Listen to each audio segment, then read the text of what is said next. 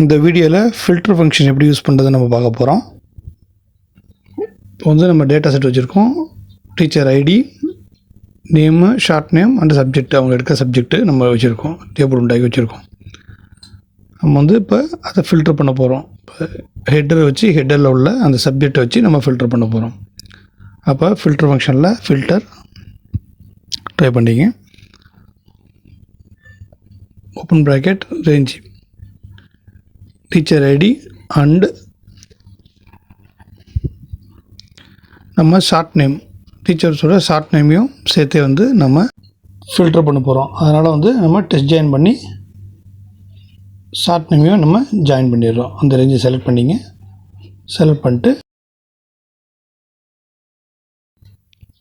எந்த சப்ஜெக்ட் அதாவது எந்த ரேஞ்ச் நம்ம வந்து கம்பேர் பண்ண போகிறோம் அப்படிங்க போகும்போது சப்ஜெக்ட் நம்ம வந்து கம்பேர் பண்ண போகிறோம். இப்போ சப்ஜெக்டையும் செலக்ட் பண்ணிக்கிறோம், அந்த ரேஞ்சை செலக்ட் பண்ணிக்கிறோம்.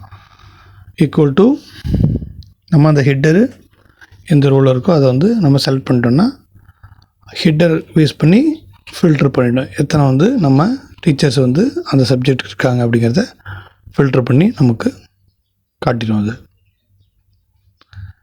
F4 அடித்து எல்லாத்தையும் நம்ம லாக் பண்ணிடுறோம். ரேஞ்சை லாக் பண்ணிட்டு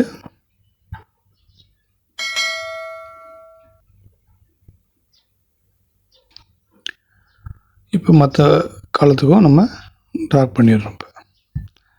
அப்போ ஹெட்டரை பேஸ் பண்ணி எந்தெந்த சப்ஜெக்ட்டுக்கு எத்தனை டீச்சர் இருக்காங்கன்னு சொல்லிட்டு அது டிஸ்பிளே பண்ணிவிட்டோம். இப்போ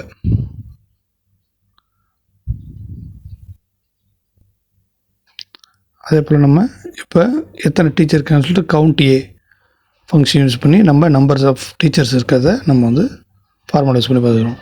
கவுண்ட் யூஸ் பண்ணி ரேஞ்சை செலக்ட் பண்ணிவிட்டு ப்ராக்கெட்டை க்ளோஸ் பண்ணிடுறோம். நம்ம